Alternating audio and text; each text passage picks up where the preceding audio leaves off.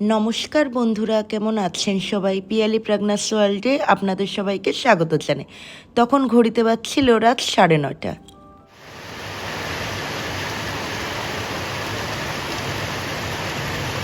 আজকে বোনের অধিবাস এবং মেহেন্দি, কিন্তু বাইরে প্রচণ্ড বৃষ্টি হচ্ছিল। বাইরে প্রচণ্ড বৃষ্টি পড়ছিল, কিছুক্ষণ আগেই দেখালাম। তো আমি এখন রেডি হয়ে যাচ্ছি। ভাইয়ের বউ রেডি হয়েছিল, পরে ওর শরীরটা একটু অসুস্থের জন্য ও আবার সব চেঞ্জ করে ফেলছে, পরে যাবে। আমি আর এই যে আমার গোপী রাগনা দুজনে এখন যাব। চল। পিসির বাড়ি এবং আমার বাপের বাড়ি একদমই কাছাকাছি। আমি যখন যাই তখন দেখলাম সবাই জল সইতে যাওয়ার জন্য রেডি হয়ে গেছিল। তো যখন আমরা জল সইতে চাই তখন বৃষ্টিটা একটু কম পড়ছিল, কিন্তু তবুও ভালোই বৃষ্টি হচ্ছিল। তাই আমাদের বাড়ির কাছে যে একটি পুকুর রয়েছে সেখানেই আমরা জল সইতে গেছিলাম।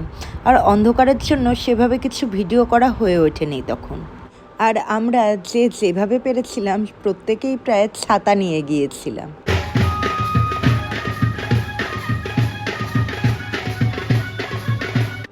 সত্যি কথা বলতে কি, বৃষ্টিটা এমনভাবে শুরু হলো যে আমাদের এনজয়মেন্টটাই নষ্ট করে দিল। আমরা জল সইতে যাওয়ার সময় এই বাজনার সাথে নাচ করতে করতে পুরো পাড়াটাই কিন্তু এক চক্কর ঘুরি, কিন্তু এই বৃষ্টির জন্য আমরা সেটা কিছুই করতে পারলাম না।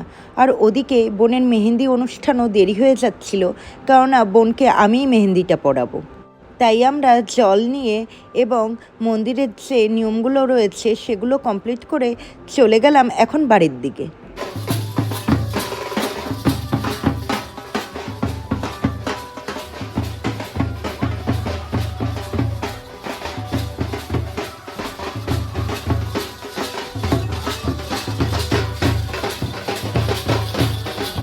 এই শ্রাবণ মাসে বিয়ে হওয়াটা কিন্তু চারটেখানে কথা নয়, মানে বিশাল বড় রিস্ক যাকে বলে। এই বৃষ্টির মধ্যে বিয়ে, তাও আমরা প্রত্যেকেই ছাতি মাথায় করে আমাদের যে যার মতন এনজয়মেন্ট করে নিয়েছি।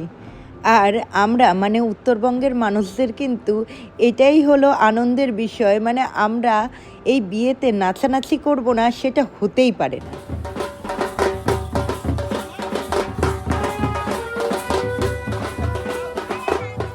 তো এরপর আমি বোনকে মেহেন্দি পরাতে বসাতে গিয়েছিলাম।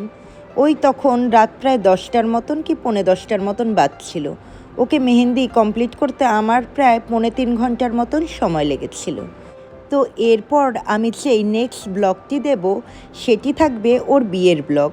তো আপনারা ব্লগটি সম্পূর্ণ দেখবেন এবং যতটা পারবেন আমাকে সাপোর্ট করবেন। তো আজকের ভিডিওটি আমি আর বেশি বড় করছি না।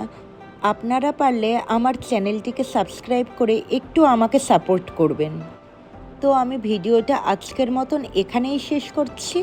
দেখা হবে আবার নেক্সট ভিডিওতে। Tata, bye bye.